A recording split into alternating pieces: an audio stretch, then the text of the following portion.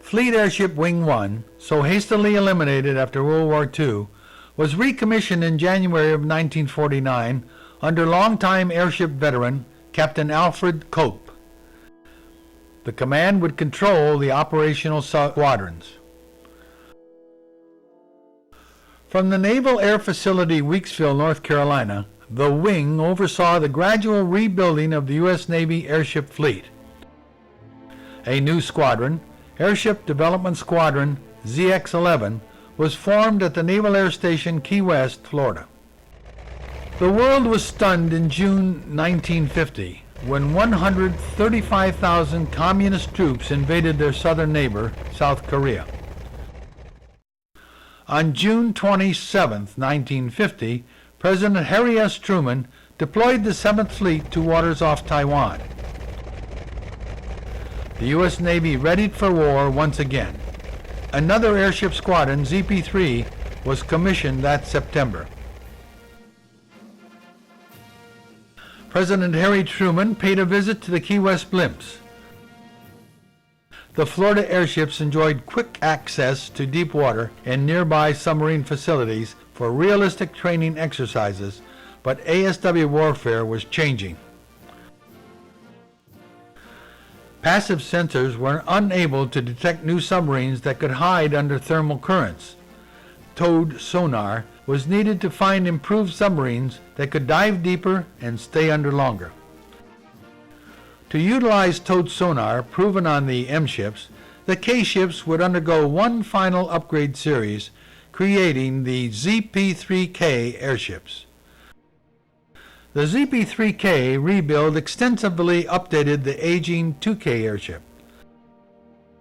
A sophisticated new magnetic anomaly detector, the ASQ-8, was installed. The sonarman was moved above the pilots. The mechanical panel was incorporated into the flight deck, and a powerful hydraulic winch was installed aft to deploy the towed sonar fish.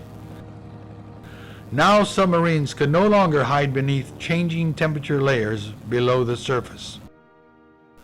The United Nations cause in Korea suffered heavily when the Chinese Communists joined the North Koreans. Lakehurst began the upgrade program. Then Goodyear Aircraft set up a production line to create ZP-3K airships fashioned from war surplus and even former advertising ships. Another squadron, ZP-4, was commissioned in May 1951 at NAF Weeksville. Crews transitioned to the ZP-3K.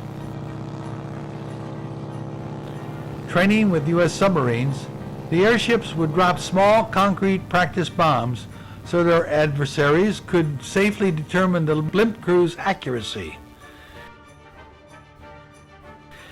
In one exercise, the airship's bomb scored a direct hit on the submarine's periscope, destroying it.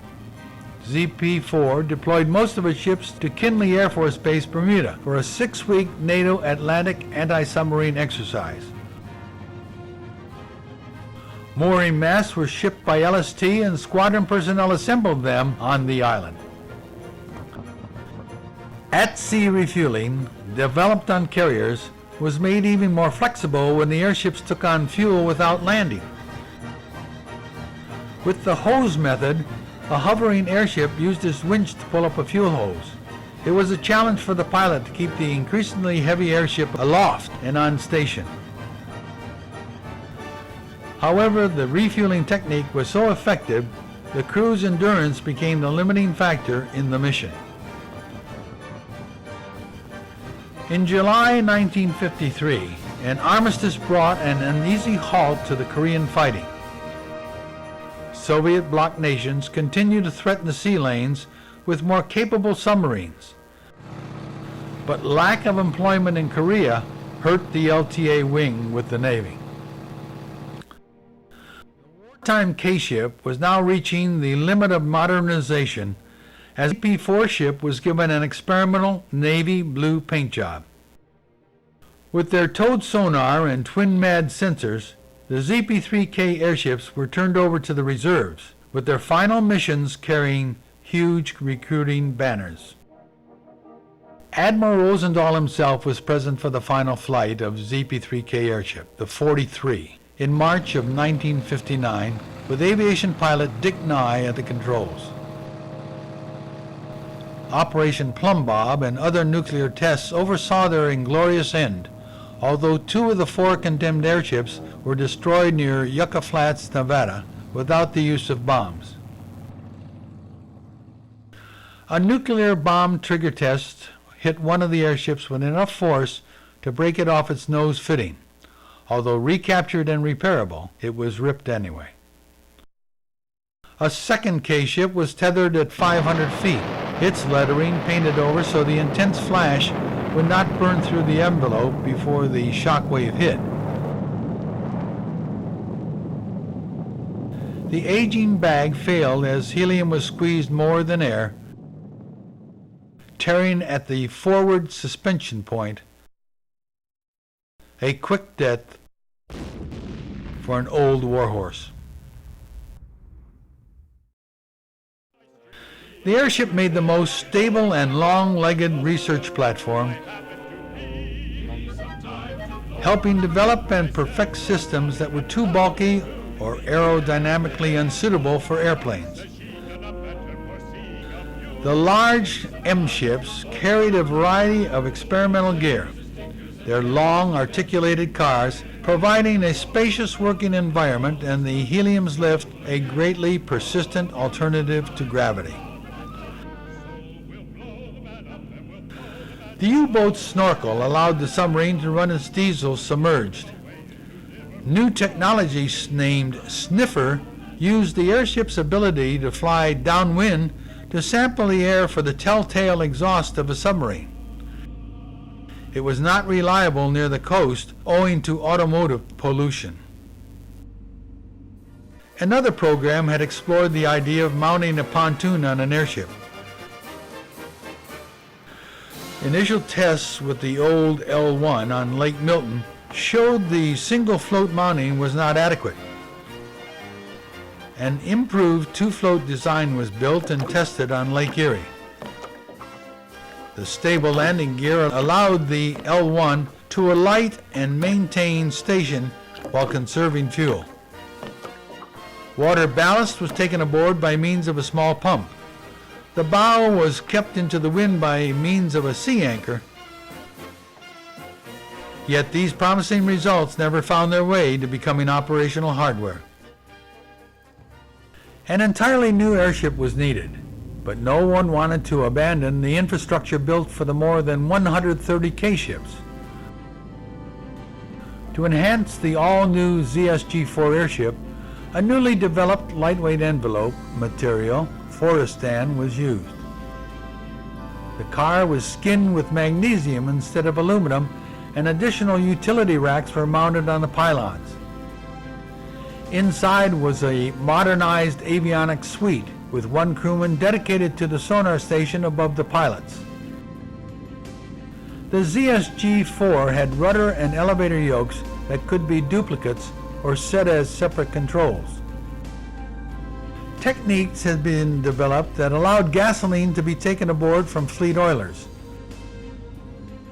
First tested with L1 before the war, the airship could now be refueled like any other unit of the fleet without the need of an aircraft carrier. The ZSG-4 would lower a weighted cable, the oiler would attach the refueling hose, the airship's winch would pull it into position, and the fuel would be pumped aboard. Then the bag method allowed an oiler to quickly refuel an airship. Lowering its weighted winch line, the blimp picked up and hauled away a bag of fuel.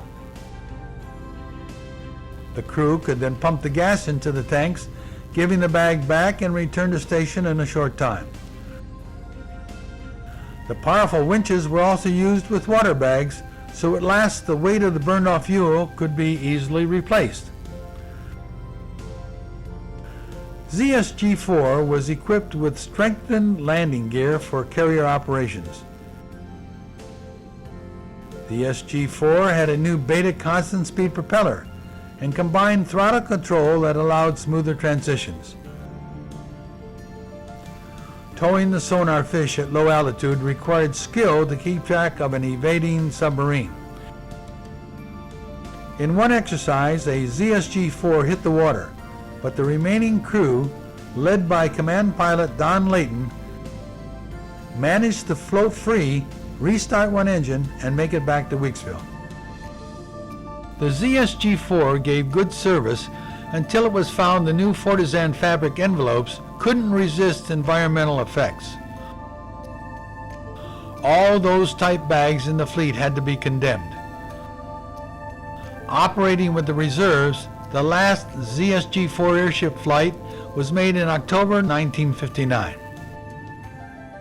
To replace it, the promising new ZS-2G1 airship was designed and built by Goodyear Aircraft.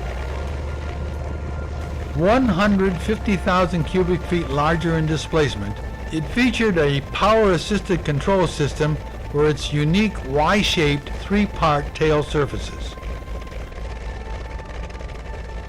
More powerful 800 horsepower engines were mounted on single outriggers. The elongated car carried twice the armament of its predecessors, from small depth bombs to the advanced homing torpedo. In exercises chasing U.S. submarines, crews operated from carriers and tracked submarines using Jezebel sonobuoys and receivers to identify individual submarines by known propeller signatures. The submarines could not detect these passive sensors, which also gave their bearing on the console indicator. Julie gear was employed to plot a submarine's course, making a surprise attack possible. The ZS-2G1 mounted a large, powerful winch aft, surrounded by wide-angle doors and windows. The advanced towed sonar fish featured the newest technology to keep the towed sonar very quiet in the water. But the deep diving sonar was active, so the submarine crew could hear it pinging. The towed fish fed a display on the sonarman's console. The ASW officer coordinated the avionics suite's operation with the men at the control yokes of the airship. No longer could a fast submarine outrun a pattern of fixed sonobuoys. The ZS-2G1 was faster and more maneuverable than its submerged opponent, more than a match for any submarine then in the ocean. Like its predecessor, the new blimp was equipped with a high-pressure tire and landing gear built for punishing carrier landings. Once secured on the flight deck, the ZS-2G1 crews trained to reman and replenish with minimal time on deck. Fuel and water had already been brought aboard airships via their onboard winches. Next, in-air rearming was perfected as contact-type depth charges and homing torpedoes would be retrieved with the powerful winch. With refueling and replenishment being accomplished without landing, the long-endurance ZS-2G1 could outlast its crew. A method of changing out the airman was developed that would not require an aircraft carrier deck landing. First tested on the ZSG-4, Project Wygar mounted a man-rated basket on the airship's powerful winch.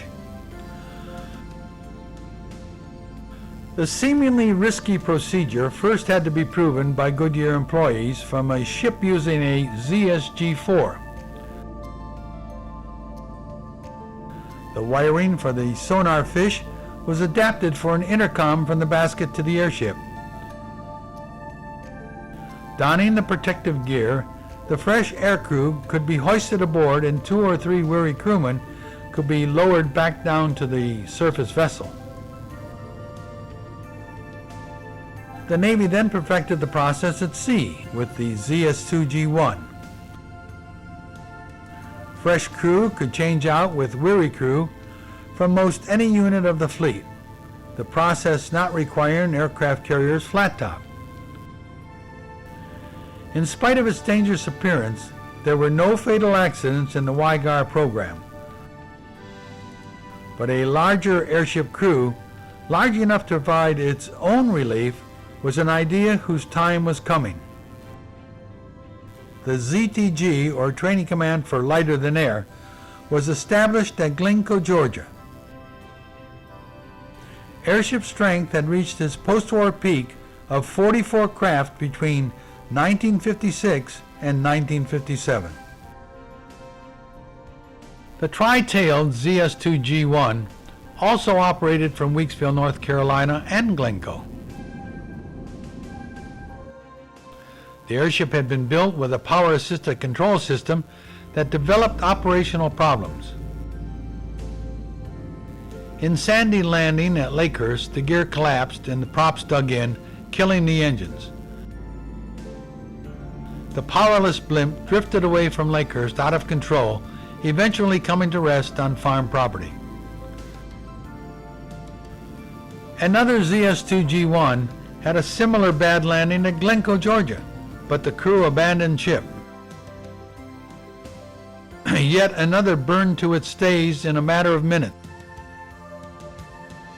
The ZS-2G1's problematic behavior and high noise level made it unpopular with crews, and there was little effort to isolate and repair problems in the design. After a very short career, the type was retired from anti-submarine duty in the summer of 1957. A single ZS-2G1, the 240, would remain at Lakehurst in a research role. Meanwhile, for submarines, it was a case of if you can't beat 'em, join 'em.